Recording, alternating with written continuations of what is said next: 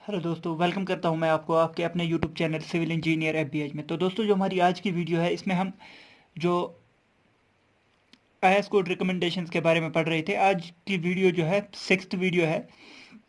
आज की वीडियो में हम डिस्कस करने वाले हैं डिफ्लेक्शन कंट्रोल के बारे में। और डिफ्लेक्शन कंट्रोल जो है बहुत ही इंपॉर्टेंट वीडियो है, क्योंकि इसमें जो है ज़्यादातर ऑब्जेक्टिव पूछे जाते हैं। तो यहाँ पर आपको कुछ चीज़ें आपको पहले ही याद रखनी है। Final deflection due to all loads including the effect of creep, shrinkage and measurement from the cost level of the support of floors and roof and other members should not exceed span by 250। मतलब अब आपको ये इतना ज़्यादा याद नहीं रखना है। मतलब कि अगर आपको ऑल लोड्स की वजह से ये पूछा जाए, ऑल लोड्स की वजह से जो है हमारे पास जो डिफ्लेक्शन है वो कितना आना चाहिए, कितना नहीं आना, कितने से ज़्यादा नहीं आना चाहिए, तो वो है हमारे पास स्पैन अपॉन 250। स्पैन अपॉन 250 से ज़्यादा डिफ्लेक्शन हमें नहीं आना चाहिए। अगर हम ऑल लोड्स ले रहे हैं, मतलब कि जो भी लोड लग रहा है उन सब लोड्स की वजह से अगर हम देख रहे हैं, तो हमें जो है स्पैन बाई 250 से ज़्यादा डिफ्लेक्शन नहीं आना चाहिए। डिफ्लेक्शन आपको पता ही होगा, मैं आपको यहाँ पर दिखा देता हूँ। ये हमारे पास बीम होता है, ये हमारे पास बीम है और बीम हमारा डिफ्लेक्ट होता है ऐसे। ये जो यहाँ पर ये डिफ्लेक्शन, मैक्सिमम डिफ्लेक्शन होती है सेंटर पे, तो ये जो है ये स्पैन डिवाइड बाय 250 से ज़्यादा नहीं होनी चाहिए। अगर हम ऑल लोड्स ले रहे हैं इंक्लूडिंग क्रीप, श्रिंकेज, सब लोड्स ले रहे हैं और क्रीप और श्रिंकेज को भी हम कंसिडर कर रहे हैं। इसके बाद आ जाते हैं नेक्स्ट। नेक्स्ट है हमारे पास the deflection including the effect of temperature, creep, shrinkage occurring after the erection of the partition walls and application of finishing should not exceed span by 350 और 20 mm। मतलब कि इन दोनों वैल्यूज से ज़्यादा नहीं होनी चाहिए हमारी डिफ्लेक्शन। अगर हम कब, ये आपको याद रखना है, after the erection of the partition वाल को इरेक्ट करने के बाद जो है हमारे पास डिफ्लेक्शन इतना ज़्यादा नहीं आना चाहिए। या तो स्पैन बाई 350 से ज़्यादा नहीं आना चाहिए जब हमने वॉल्स को इरेक्ट किया है, पार्टीशन वॉल्स को इरेक्ट किया है, उसके बाद जो हमारे पास यहाँ पर डिफ्लेक्शन आती है बीम में या स्लैब में, तो वो three span by 350, span by 350 से ज़्यादा नहीं होनी चाहिए या 20 mm से ज़्यादा नहीं होना चाहिए। इन दो वैल्यूज़ में से जो छोटा होगा उससे ज़्यादा जो हमारे पास डिफ्लेक्शन है वो नहीं आना चाहिए। तो ये दो वैल्यूज़ जो है आपको याद रखनी है। पहला है ऑल लोड्स की वजह से स्पैन बाई 250, और पार्टीशन वाल्स के बाद जो है हमको ये वैल्यू याद रखनी है स्पैन बाई 350। तो ये दोनों वैल्यूज़ आपको याद रखनी है। इसके बाद आ जाते हैं हमारे पास डिफ्लेक्शन कंट्रोल के लिए हमारे पास कुछ वैल्यूज़ दी है। स्पैन बाय इफेक्टिव डेप्थ, ये वैल्यूज आपको वैसे याद ही होंगी। Span by effective depth, span by effective depth जो रेशियो है डिफ्लेक्शन कंट्रोल के लिए हमें कितना रखना होता है। तो हमें कैंटिलीवर के लिए, कैंटिलीवर बीम अगर हमारे पास है, तो स्पैन बाय इफेक्टिव डेप्थ की रेशियो जो है, स्पैन बाय इफेक्टिव डेप्थ की रेशियो 7 होनी चाहिए। और जो हमारे पास सिंपली सपोर्टेड बीम है उसके लिए 20, और जो हमारे पास कंटिन्यूअस बीम है, कंटिन्यूअस बीम है, तो उसके लिए 26। तो ये वैल्यूज जो है डायरेक्टली पूछी जाती है। तो span by effective depth ratio जो है 7 कैंटिलीवर बीम के लिए, सिंपली सपोर्टेड के लिए 20 और कंटिन्यूअस बीम के लिए हमारे पास 26 होता है। तो ये वैल्यूज आपको याद रखनी है। लेकिन ये वैल्यूज आपको याद रखनी है अगर हमारे पास स्पैन जो है वो 10 मीटर से कम होता है। तो ये जो वैल्यूज है ये स्पैन लेस देन 10 के लिए होती है ये वैल्यूज। लेकिन अगर हमारे पास स्पैन अगर 10 मीटर से ज़्यादा हो जाएगा, तो स्पैन अगर 10 मीटर से ज़्यादा हो जाएगा, factor of 10 by span is multiplied to the span by effective depth ratio. मतलब कि हमें क्या करना होता है, हमें 10 बाई स्पैन इस वैल्यू को मल्टीप्लाई करना होता है। तो मतलब कि अगर हमें यहाँ पर span by effective depth ratio निकालनी है, स्पैन बाई इफेक्टिव डेप्थ की रेशियो निकालनी है, अगर वो हमारे पास 7 आ रहा है, तो 7 में हम मल्टीप्लाई करेंगे स्पैन, 10 बाई स्पैन मल्टीप्लाई करेंगे, 10 बाई स्पैन मल्टीप्लाई करेंगे, तो हमारे पास अब ये वैल्यू आ जाएगी। Span by effective depth ratio को हमें किस से मल्टीप्लाई करना होता है, 10 बाई स्पैन से मल्टीप्लाई करना होता है। अब आ जाते हैं हमारे पास स्लैब्स के केस में। स्लैब्स के ये सब जो वैल्यूज हम पढ़ रहे थे ये बीम्स के केस में हम पढ़ रहे थे, ये आपको याद रखना है, ये बीम्स के लिए होती है। लेकिन स्लैब के लिए जो वैल्यू होती है स्पैन बाय इफेक्टिव डेप्थ की वैल्यू जो है वो स्लैब के लिए हम कैसे फाइंड आउट करते हैं, तो आपको क्या याद रखना है, आपको याद रखना है सिंपली सपोर्टेड के लिए वैल्यूज क्या है और उसको 0.8 से मल्टीप्लाई करना होता है, तो हमारे पास कौन सी वैल्यू आ जाती है, हमारे पास कंटिन्यूअस वाली वैल्यूज आ जाती है। तो यहां पर आप देख सकते हैं हमारे पास जो है माइल्ड स्टील के लिए ये टेबल आप देखिए, यहां पर ये जो टेबल दिखा रहा है तो ये स्पैन बाय इफेक्टिव डेप्थ वाली रेशियो दी हुई है। तो सिंपली सपोर्टेड के लिए 35 और कंटिन्यूअस के लिए 40। तो ये 35 और 40 वैल्यू आपको याद रखनी है। सिंपली सपोर्टेड के लिए सिंपली सपोर्टेड और कंटिन्यूअस सिंपली सपोर्टेड और कंटिन्यूअस के लिए हम अगर माइल्ड स्टील यूज कर रहे हैं तो span by effective depth ratio 35 होता है और 40 होता है। अब अगर ये वैल्यूज आप याद नहीं रखेंगे तो आपको ये याद रखना है कि 0.8 से मल्टीप्लाई करेंगे इन वैल्यूज को, तो हमारे पास जो है HYSD बार्स के लिए हमारे पास स्पैन बाय इफेक्टिव डेप्थ की रेशियो क्या आ जाएगी, वो आ जाएगा। तो यहाँ पर जब हम इसको 0.8 से मल्टीप्लाई करते हैं तो ये 28 वाली वैल्यू आ जाती है, और यहाँ पर अगर हम इसको 0.8 से मल्टीप्लाई करेंगे तो हमारे पास वैल्यू जो है वो 32 के इक्वल आ जाती है। तो अब आप याद रखिए, यहाँ पर हम सम अप करेंगे कि हमने क्या क्या याद रखा। तो स्पैन बाय इफेक्टिव डेप्थ जो रेशियो है, span by effective depth ratio simply अगर हमारे पास स्पैन जो है वो लेस देन 10 है तो हम क्या करते हैं, span by effective depth ratio simply cantilever के लिए 7 होता है, सिंपली सपोर्टेड के लिए हमारे पास 20 होता है, और जो हमारे पास कंटिन्यूअस होता है उसके लिए 26 होता है। लेकिन अगर हमारे पास स्पैन जो है वो 10 मीटर से ज़्यादा हो जाएगा तो हमें क्या करना होता है, जो हमारे पास span by effective depth ratio है किसी भी बीम के लिए, फॉर एग्जांपल सिंपली सपोर्टेड के लिए हमारे पास 20 होता है, तो इसको हमें क्या करना है, इसको हमें 10 बाई स्पैन से मल्टीप्लाई करना होता है। 10 बाई स्पैन से मल्टीप्लाई करना होता है तो उसके बाद हमारे पास निकल के आ जाता है span by effective depth ratio. अब आ जाते हैं नेक्स्ट है हमारे पास स्लैब्स के केस में हम कैसे फाइंड आउट करते हैं। तो स्लैब्स के केस में आपको टेबल थोड़ा याद रखना है। तो सिंपली सपोर्टेड और कंटिन्यूअस अगर हम माइल्ड स्टील यूज कर रहे हैं मतलब कि Fe250, तो span by effective depth ratio 35 और कंटिन्यूअस के लिए 40, सिंपली सपोर्टेड के लिए 35 और कंटिन्यूअस के लिए 40।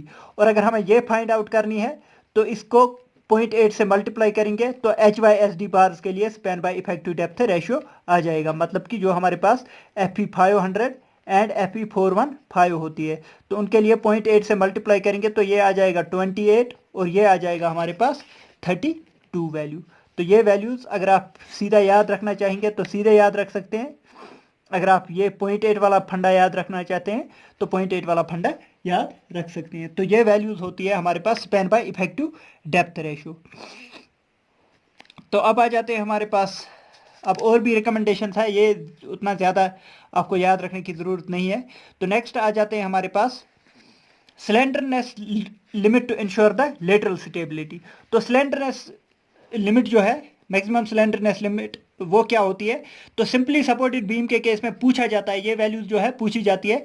तो सिंपली सपोर्टेड के केस में जो हमारे पास लेंथ होनी चाहिए वो should not be greater than 60 B, simply supported या फिर कंटिन्यूअस बीम के केस में, सिंपली सपोर्टेड या फिर कंटिन्यूअस बीम के केस में आपको दो रिकमेंडेशन याद रखनी है। तो लेंथ जो है ये ज़्यादा नहीं होनी चाहिए 60 B से, और या तो लेंथ वैल्यू ज़्यादा नहीं होनी चाहिए 250 B² बी आपको पता ही है विड्थ ऑफ बीम, और डी आपको पता ही है डेप्थ ऑफ बीम। तो इन दो वैल्यूज में से जो मिनिमम वैल्यू होगी उसको हमें अडॉप्ट करना होता है, मतलब कि उससे ज़्यादा जो है हमारे पास लेंथ नहीं होनी चाहिए हमारे बीम की। तो ये आपको याद रखना है, स्लेंडरनेस लिमिट आपको पूछा जाए तो 60 B और 250 B² के इक्वल होता है। और कैंटिलीवर बीम के केस में आपको याद रखना है 25 B और 100 B²/D, whichever is less, इन दोनों में से छोटी वाली वैल्यू जो है वो अडॉप्ट करनी होती है हमें। तो ये आपको याद रखना है, ये वैल्यूज आपको याद रखनी है। सिंपली सपोर्टेड के केस में 60 B/60 B और 250 बी स्क्वायर बाई डी। और कंटिन्यूस के केस में लेंथ जो है वो ज़्यादा नहीं होनी चाहिए 25 बी से या फिर 100 बी स्क्वायर बाई डी से।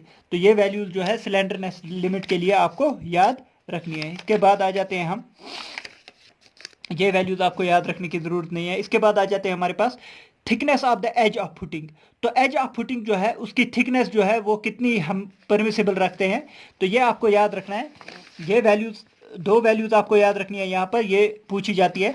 तो अगर हम सीधा सॉइल पे, हमारे पास ये फुटिंग है, फुटिंग की थिकनेस हमें कितनी रखनी होती है, मतलब कि इस फुटिंग की थिकनेस हमें कितनी रखनी होती है। अगर ये थिकनेस ये हमें रखनी होती है 150, मतलब 150 या 150 से ज़्यादा रख सकते हैं अगर हम डायरेक्टली सॉइल पे रख रहे हैं। मतलब कि अगर हम फुटिंग जो है, ये सॉइल है नीचे, सॉइल, सीधा सॉइल के ऊपर फुटिंग बना रहे हैं, तो हमें थिकनेस जो है वो 150 mm से ज़्यादा रखनी है।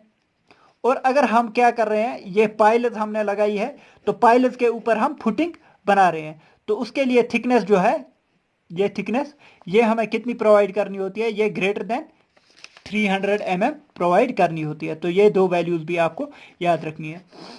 अगर डायरेक्ट सॉइल पे तो थिकनेस ऑफ फुटिंग जो है वो 150 mm से ज़्यादा रखनी होती है, और अगर हम पाइल्स के ऊपर जो बना रहे हैं तो उसके केस में हमें थिकनेस जो है वो 300 mm से ज़्यादा रखनी होती है। तो ये दो वैल्यूज़ भी आपको याद रखनी है, एग्जामिनेशन में पूछे जाते हैं। इसके बाद आ जाते हैं हमारे पास क्रैक्स जो है। क्रैक से तो मैंने अभी तक JK SSB में क्वेश्चन नहीं देखा है, लेकिन कुछ एग्जाम्स में क्वेश्चन पूछे जाते हैं। तो हमारे पास जो है नॉर्मल कंडीशन में जो है 0.3 mm के क्रैक्स को हम एलो करते हैं, मतलब कि इतना परमिसिबल होता है। इससे आगे जाएगा तो उसे हमें जो है रेक्टिफाई करना होता है। तो नेक्स्ट, नॉर्मल कंडीशन में 0.3, और टेंशन जोन में, अगर टेंशन जोन में है, मॉडरेट कंडीशन है हमारे पास, तो उसके केस में 0.2 mm तक हम क्रैक को एलो कर सकते हैं। और अगर हमारे पास सीवियर केस है या मोर एग्रेसिव एनवायरनमेंट है, उसके केस में हम 0.1 mm जो है क्रैक्स को एलो करते हैं। क्रैक्स आपको पता ही होगा, जब भी हम कंक्रीट डालते हैं तो कंक्रीट के में ऐसे क्रैक्स बन जाते हैं, तो उन क्रैक्स की बात हो रही है।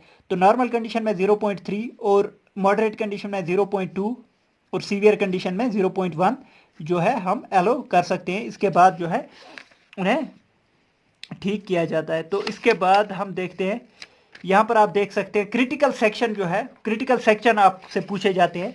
तो क्रिटिकल सेक्शन आपसे पूछे जाते हैं, ऐसे ये वर्ड प्रॉब्लम दी होती है, वर्ड्स में लिखा होता है कि अगर हमारे पास एक बीम है और यहाँ पर एक बीम है और ये कॉलम है, तो कॉलम से कितनी दूरी पर हम जो है क्रिटिकल सेक्शन को कंसिडर करते हैं। तो यहाँ पर इतनी दूरी पर डी, ये अगर डेप्थ ऑफ बीम है तो इफेक्टिव डेप्थ ऑफ बीम जो है, इतनी दूरी जो है कॉलम से हम देखते हैं, तो यहाँ पर हम क्रिटिकल सेक्शन जो है कंसिडर करते हैं। तो इसके बाद आ जाते हैं वाटर टैंक के केस में। अगर हमारे पास एक वाटर टैंक बना हुआ है, तो वाटर टैंक के केस में जो हमारे पास एज है, तो एज ये जो यहाँ पर है, इसको हम क्रिटिकल सेक्शन मान के चलते हैं। तो ये हमारे पास क्रिटिकल सेक्शन आ जाएगा, ये क्रिटिकल सेक्शन आ जाएगा, ये क्रिटिकल सेक्शन आ जाएगा, मतलब कि पूरे एज पे ही हमारे पास क्रिटिकल सेक्शन बन जाता है। और ब्रैकेट सेक्शन जो हमारे पास होता है, तो ब्रैकेट सेक्शन में भी जो है फेस ऑफ वॉल पर ही क्रिटिकल सेक्शन बन जाता है। यहां पर आप देख सकते हैं, ये हमारे पास ब्रैकेट सेक्शन एक लगा हुआ है, तो यहां पर ही हमारा क्रिटिकल सेक्शन बन जाता है। इसके बाद आ जाते हैं critical section for footing. Footing के केस में हम क्रिटिकल सेक्शन, ये आपको याद रखने हैं, फुटिंग के केस में हम क्रिटिकल सेक्शन तीन टाइप के होते हैं। एक होता है बेंडिंग मोमेंट के लिए, बेंडिंग मोमेंट के लिए हम फेस ऑफ कॉलम पे क्रिटिकल सेक्शन मानते हैं। वन वे शेयर के केस में हम क्रिटिकल सेक्शन जो है वो eight depth D from the, ये हमारे पास कॉलम है और ये फुटिंग है, तो कॉलम के फेस से हम फुटिंग क्रिटिकल सेक्शन जो देखते हैं वो डी डिस्टेंस तक देखते हैं, मतलब कि डी है हमारे पास थिकनेस ऑफ फुटिंग। यहां पर आप देख सकते हैं टू वे शेयर के केस में हम कितनी दूरी पर देखते हैं, D/2 की दूरी पर देखते हैं। तो यहां पर आपको मैं फिर से एक बार रिवाइज कर रहा हूं। बेंडिंग मोमेंट के केस में on the face of column. Next आ जाते हैं वन वे शेयर के केस में at distance D from the face of column, और टू वे शेयर के केस में at distance d/2 from the face of column. तो ये 3 वैल्यूज आपको याद रखनी है, तो ये भी पूछी जाती है। तो दोस्तों अगर आपको आज की वीडियो पसंद आई, वीडियो को लाइक कीजिए, शेयर कीजिए अपने दोस्तों के साथ और सब्सक्राइब कीजिए हमारे चैनल सिविल इंजीनियर FBH को। थैंक यू दोस्तों, thank you for watching the video.